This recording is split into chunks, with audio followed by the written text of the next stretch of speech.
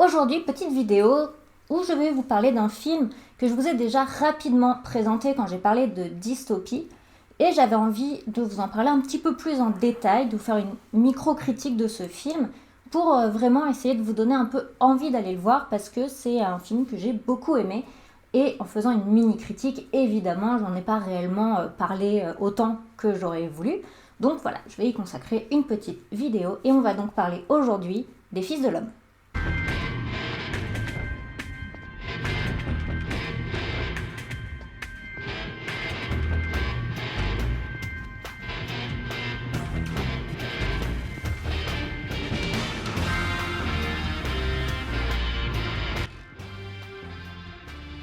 Ça tourne. Les Fils de l'Homme est un film de Alfonso Cuarón. Alors oui, j'ai fait espagnol LV2, mais je n'ai jamais su rouler les R. Ce film est sorti en 2006. Comme je l'ai dit, je l'ai abordé dans mes vidéos sur les dystopies, donc spoil, c'est une dystopie. Le film se passe dans un futur, 2027 précisément, dans lequel les humains n'arrivent plus à avoir d'enfants. Je me souviens qu'une fois, en fixant un rendez-vous, je suis tombée sur le planning de 7 mois plus tard. La page était vierge. Pas un seul nom. J'ai appelé une copine qui travaillait dans un autre hôpital.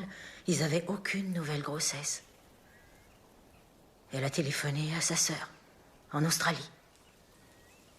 Et c'était pareil chez eux. Plus précisément, en fait, le film s'ouvre sur le meurtre d'un jeune homme surnommé Bébé Diego, donc qui était le dernier bébé à avoir été mis au monde et qui avait 18 ans. Donc ça fait déjà 18 ans qu'aucun bébé n'est né. Et à côté de ça, le monde se retrouve dans une pauvreté et un chaos terrible. Et par exemple, rentrer aux États-Unis, c'est quasi impossible. Il y a des explosions, il y a des forces rebelles et les immigrés sont même enfermés dans des cages. Un monde où il fait bon vivre. Au moins l'avantage c'est qu'on s'en fiche de savoir si c'est un bon endroit où élever ses enfants, vu qu'il n'y en a plus. Théo, le personnage principal, est enlevé par un groupe d'extrémistes qui se bat pour les droits des immigrés et qui s'appelle les Poissons. Oui, c'est pas moi qui ai choisi le nom, hein.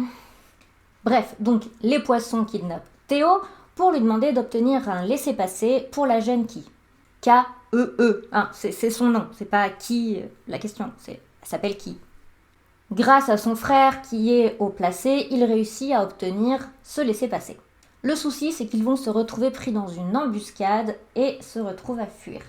Il faut savoir que Théo, en fait, il ne comprend pas vraiment ce qui se passe au départ. Il se retrouve à devoir trouver un laissez-passer dans une embuscade, en cavale, jusqu'à ce qu'en fait la jeune femme avec qui il est lui montre un ventre tout rond.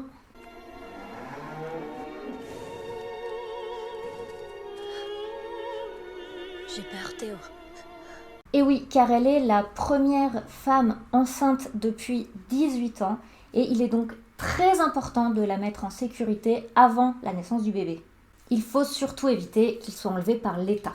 Parce que si l'État apprend que la jeune femme est enceinte, il risque évidemment de faire plein d'études sur elle, de lui prendre son enfant, etc. Il existe un groupe de scientifiques, le Renouveau Planétaire, et c'est à eux que les poissons font confiance. Mais le périple, du coup, pour amener la jeune femme au Renouveau Planétaire va être extrêmement difficile, notamment parce que le monde dans lequel ils sont est atroce, il faut quand même le dire.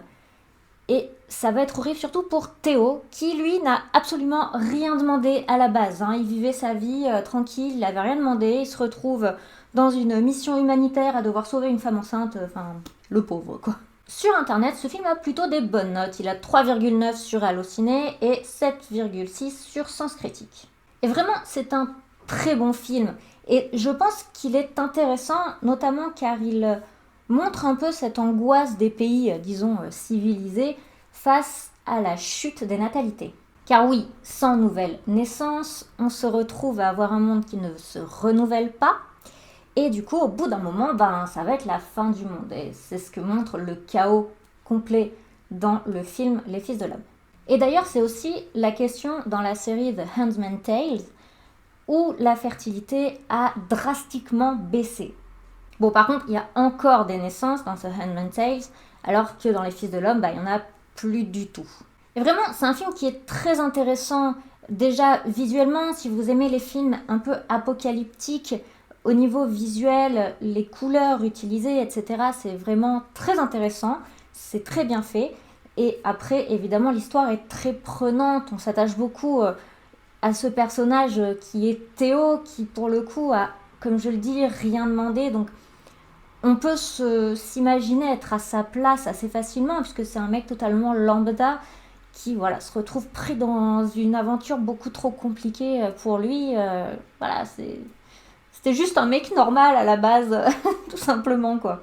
Mais en tout cas, voilà, c'est quelque chose que je vous conseille. C'est vraiment un film qui m'a touchée, qui est un peu triste, je préfère vous prévenir, qui est très beau, il y a un petit côté poétique et c'est intéressant de voir cette inquiétude de la chute totale des natalités et d'imaginer à quoi pourrait ressembler un monde sans enfants en fait et donc sans nouvelle génération pour du coup faire une rotation au niveau du monde.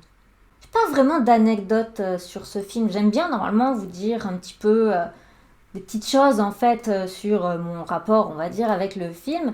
Et là, pour le coup, je me souviens même pas pourquoi à la base on m'avait proposé de le regarder. Enfin, je l'ai vu avec un pote, mais je me souviens plus le contexte, s'il y avait une raison précise à regarder ce film parce que je faisais des recherches sur tel ou tel sujet, je sais pas.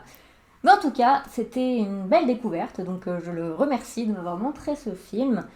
Et voilà, je vous le conseille, n'hésitez pas à aller le regarder. Il est très chouette. Voilà. Sur ce, c'était une petite vidéo, mais j'espère quand même qu'elle vous aura plu.